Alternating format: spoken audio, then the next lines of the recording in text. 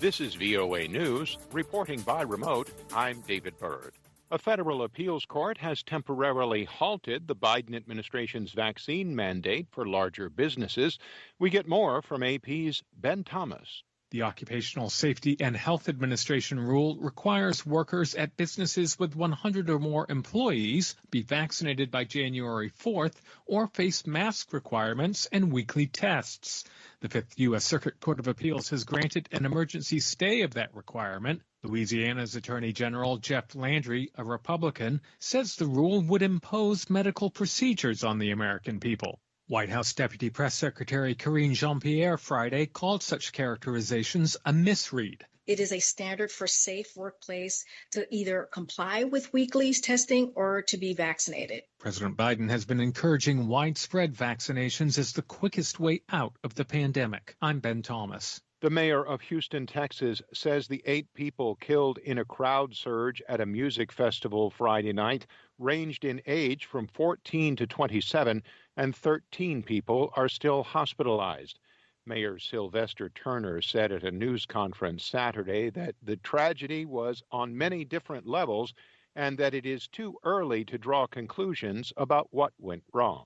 Now, there are a lot of rumors on social media. Let me caution people not to buy into the rumors, okay? Because there are a lot of rumors, but nothing is left off the table. Witnesses said the crowd surged toward the stage during a performance by rapper Travis Scott.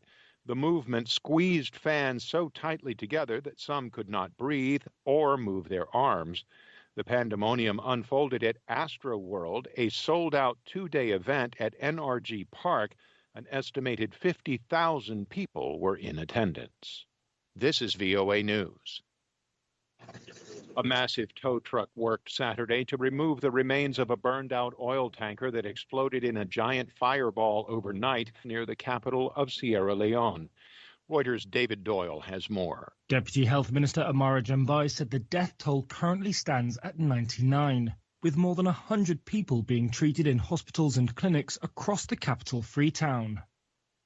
In a video from the scene shared online, the head of the National Disaster Management Agency, Brima Bure-Cisse, said, "We've got so many casualties, burnt corpses," adding, "It's a terrible, terrible accident." Freetown's mayor said the extent of the damage from Friday's explosion was not yet known, adding that police and her deputy were at the scene to assist disaster management officials. That's Reuters' David Doyle. Tens of thousands of climate activists marched through Glasgow, Scotland for a second day of protests outside the UN Climate Summit Saturday.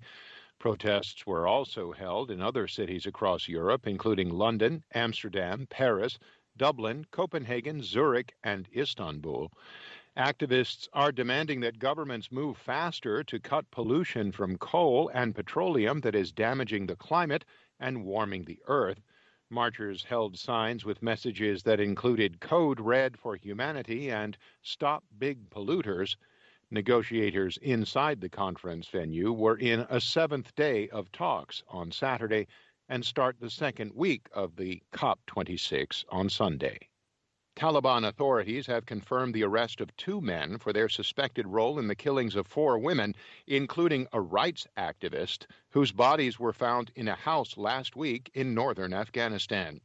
An Interior Ministry spokesman in Kabul Saturday said the detainees had confessed in preliminary interrogation to inviting the victims to the house in the northern city of Mazar-e-Sharif. The slain activist was identified as Frozan Safi, a 29-year-old university lecturer in Mazar-e-Sharif who was desperate to leave Afghanistan since the Taliban took power. She and the 3 other women were reported to be meeting someone who said they could get them out of the country, but the women were later found dead. The United States is ordering non-emergency government employees and their families to leave Ethiopia as the country's war escalates and fighters approach the capital. The U.S. warning came one day after a U.S. special envoy met with Ethiopia's prime minister amid growing calls for an immediate ceasefire and talks. For more on these stories and the rest of the day's news, visit our website, Reporting by Remote. I'm